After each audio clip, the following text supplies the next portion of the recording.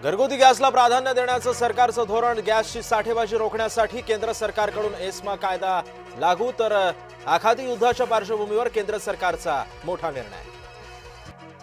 गॅसच्या तुटवड्यामुळे मुंबईतील 20% हॉटेल्स बंद, व्यावसायिक सिलेंडर मिळत नसल्याचा परिणाम, व्यावसायिक गॅस सिलेंडरचं वितरण थांबवलं।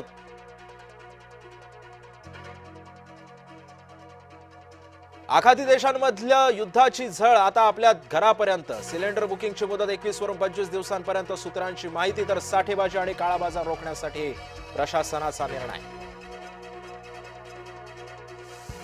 युद्धाच्या भडक्यानं गॅस पाठोपाठ गोडेतेल सुद्धा महागलं, विस्कळीत वाहतूक सेवा आणि पुरवठ्यावरती झाला परिणाम, गोडेतेलाच्या दरामध्ये वाढ झाल्यामुळे सर्वसामान्यांना बसला फटका।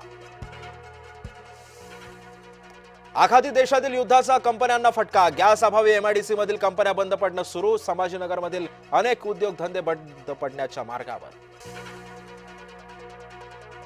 एअर इंडियाची 56 विशेष उड्डाणं आखाती देशांमध्ये अडकलेल्या भारतीयांना आणणार।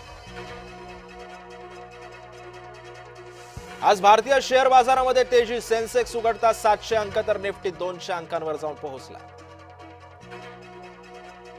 राज्यातील कांद्याला मॉरिशसच्या बाजारपेठमध्ये मिळणार स्थान, केंद्राच्या मदतीनं 1 लाख टन कांद्याची होणार निर्यात, पणन मंत्री जयकुमार रावलांची माहिती।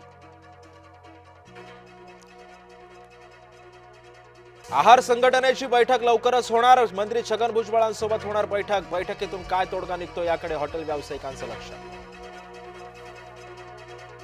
युद्धाच्या ज्वाळा भारतापर्यंत आल्या, पीएमची भूमिका काय, इस्रायल इराण युद्धावरून संजय राऊतांचा थेट पंतप्रधानांना सवाल। पत्राचाळीच्या मुद्द्यावरून विधानसभेमध्ये लक्षवेधी, पत्राचाळीमध्ये मोठ्या प्रमाणात भ्रष्टाचार, उबाटाच्या सुनील प्रभूंचा गंभीर आरोप।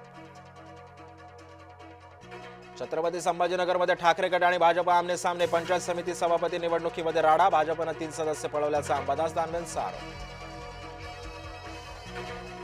भाजपच्या मंत्री आणि आमदारांवरती प्रदेशाध्यक्ष रवींद्र चव्हाण नाराज, विधानसभा आणि विधान परिषदेमध्ये आमदार आणि मंत्र्यांची गैरहजेरी, विधिमंडळातील कामगिरी सुधारण्यासाठी करणार मार्गदर्शन।